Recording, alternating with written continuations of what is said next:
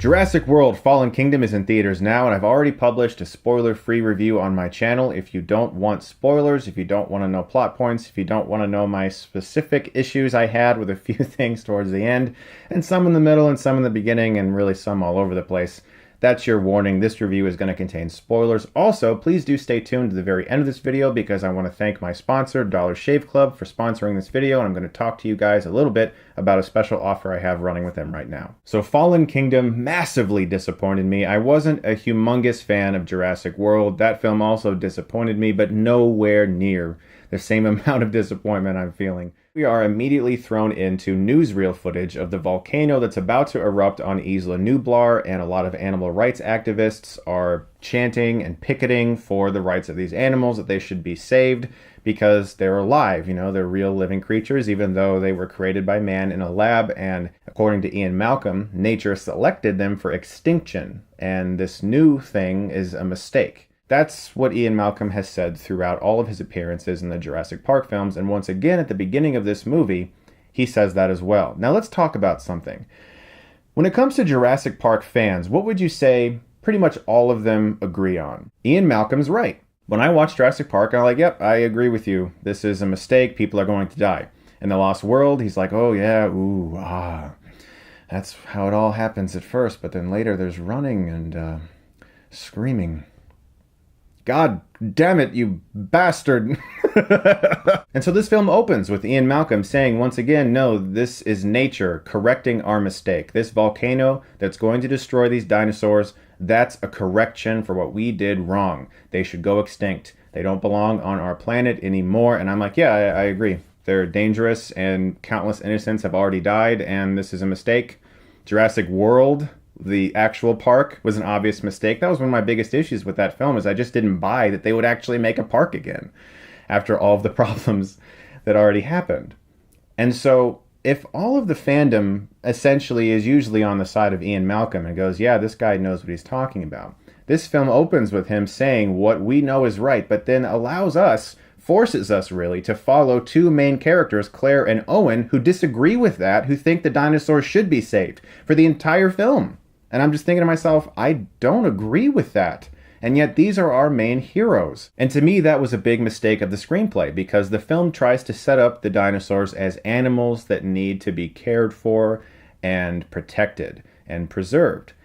I am huge into animal rights. I love animals. The fact that I don't agree with this is because these things are humongous predators that will go above humans in the food chain if released. And our main characters, they want to rescue them and put them on a sanctuary somewhere. I get that they didn't have in their minds what actually happens. They were thinking they were just going to go somewhere else. Which brings me to one of my other big flaws with the film. Isla Sorna is an uninhabited island right next to Nublar without a volcano. Just move them there. Why not? I mean, that's where they used to be. According to canon, the dinosaurs were moved from Isla Sorna to Isla Nublar when Jurassic World, the park, was finished. So that place is still over there. Just put them there. Remember, thank God for Site B in The Lost World. It's there. Just put them there. But no, the writers want to make Jurassic World 3. And I said in my review, I said this film seems like a placeholder, almost like a movie that was made just to get dinosaurs on the United States, in America, because they want to have a movie where the dinosaurs are just running amok in America all over the place, not just in San Diego like in The Lost World. And right here is an interview with Colin Trevorrow on the site Uprocks, and the question is asked to him, without getting into spoilers, Jurassic World Fallen Kingdom seems to end in a way that sets up something you really wanted to do all along. His response, that is accurate. It is a movie I've wanted to see my whole life, and I knew it would take 2 movies to earn it and to get there. So yes, he absolutely wanted to make Jurassic World 3. He's already signed on as director. And that's exactly what this film, Fallen Kingdom, feels like. It's just like a filler to get to something else. So I've already talked about how much I could not stand some of the characters in this film. The boy who's there who has like neurotic panic attacks and hates sounds and everything. For some reason he's on this island. It's just so... I don't know why that choice was made. So we're just going to kind of throw away for this video all of the specific issues I had that were non-spoilery in my original review and just focus on some of the spoilery issues. Once they get these dinosaurs off the island and at this mansion where this guy Lockwood, portrayed by James Cromwell, is close to death, he has a young girl, a granddaughter, who's running around, and she seems to really love dinosaurs and loves her grandfather. And this businessman there is secretly going to auction off all of the dinosaurs to, like, cartoon people.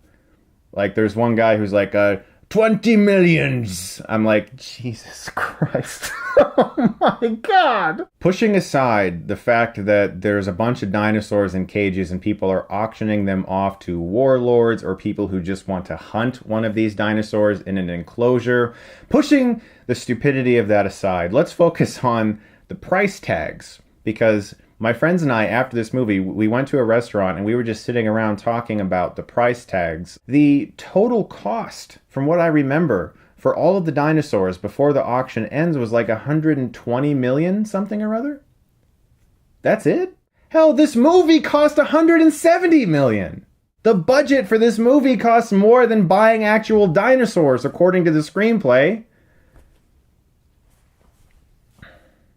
So I recall the little girl pressing the -3 button in the elevator to get down to the basement. So that means that, I guess, 3 floors down, the Indoraptor is in a cage. And nobody but the few people working on this thing noticed or heard it or maybe felt the foundation of their house shake. Anything? I mean, if that thing was a couple miles out here where I live in Ohio, I'd hear it. 3 floors below, and you never notice an Indoraptor. Anyway, so that thing's down there, and it, of course, it breaks out because somebody does something stupid. And this amazing creature, awesome design, it just runs around some hallways for a while before it dies. I mean, what a waste.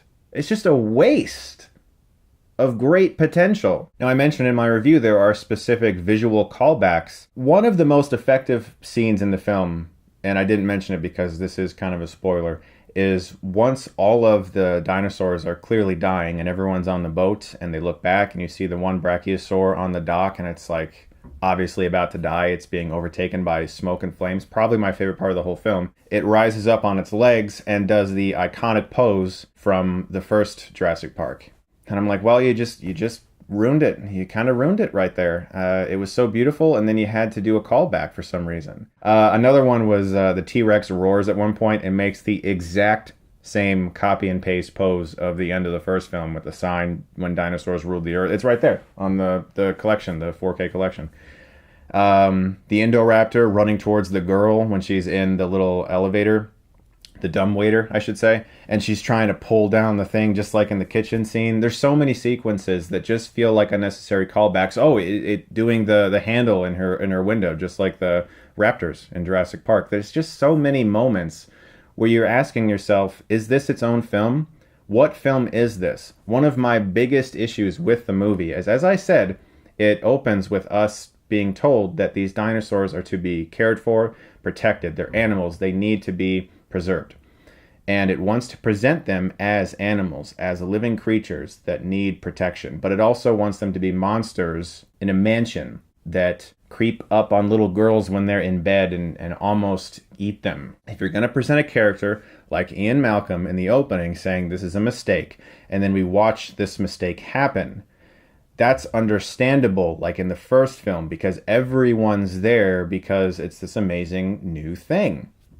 But pretty much everyone agrees with Malcolm. Alan Grant and Ellie Sattler. What does Alan Grant say in Jurassic Park? How can any of us have the slightest idea of what to expect? And then John Hammond, I can't believe it. The only one on my side is the blood-sucking lawyer. That's one of the reasons why we like the characters in Jurassic Park so much, because they understand the dangers in wielding that type of technology. All of them except for Hammond and the lawyer. In Jurassic World, they're all Hammond and lawyers. They're all like, yeah, we need to save the dinosaurs, and it's a big thing, and they need to be protected and preserved. And you're like, actually, nature already made sure that we were safe from dinosaurs, and now you want to make sure that there's more possibilities of danger?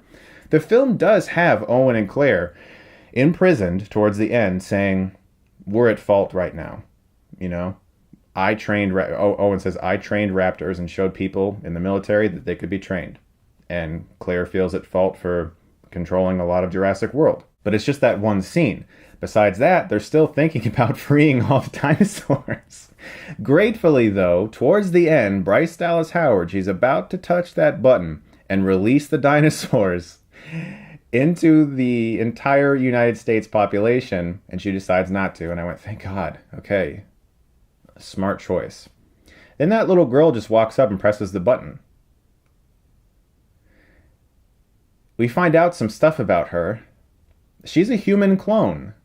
She was created by Lockwood because he missed his real granddaughter who died in a car crash, and apparently that's why he had a falling out with Hammond.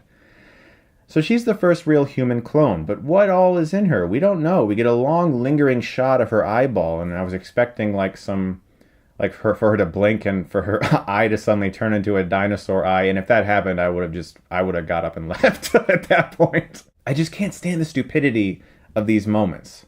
It's a screenplay filled with things like this. So as I said, she presses the button and releases the dinosaurs, and everyone just looks like, oh shit, well, there's no going back now. And what does she say?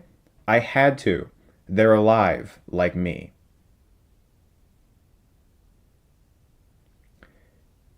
I mean, there's prisons filled with violent, murdering criminals that are also alive, like me. That doesn't mean I'm going to go free them. Oh, man, this movie.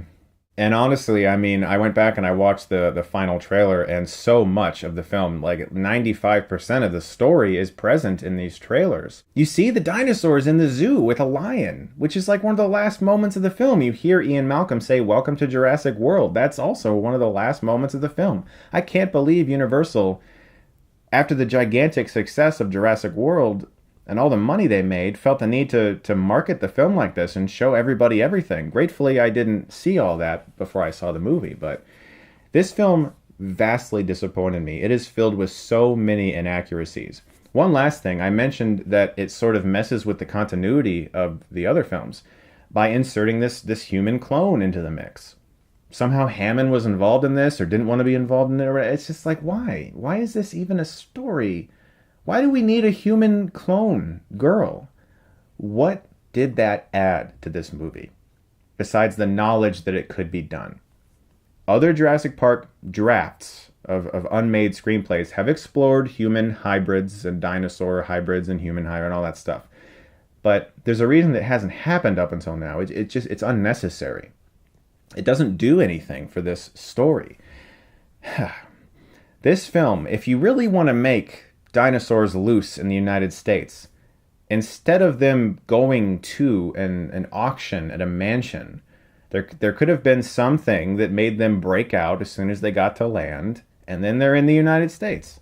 I get that you don't want, the comparisons to the Lost World with the San Diego incident, but that entire second act and much of the third act is so slow. And it's just filled with unnecessary callbacks. And like I said, one of my biggest issues is that the characters don't agree with what Malcom is saying in the beginning. And I do. I'm sure people will enjoy the film. My audience clapped a lot whenever the TRex did anything. So those are my spoiler-filled thoughts on Jurassic World Fallen Kingdom. I do hope that some of you were able to find enjoyment in the film because I just couldn't. But like I said at the beginning of the video, I have a sponsor for this video, and that is Dollar Shave Club. They're more than just razors, Dollar Shave Club is a grooming brand dedicated to helping men take care of themselves so they can look and feel their best without paying an arm and a leg. Their $5 Daily Essentials Starter Kit is a great offer for new members. It comes with the Executive Razor and a full set of cartridges, One Wipe Charlie's, the Wanderer Calming Body Cleanser, and Dr. Carver's Easy Shave Butter in particular felt very soft and super smooth.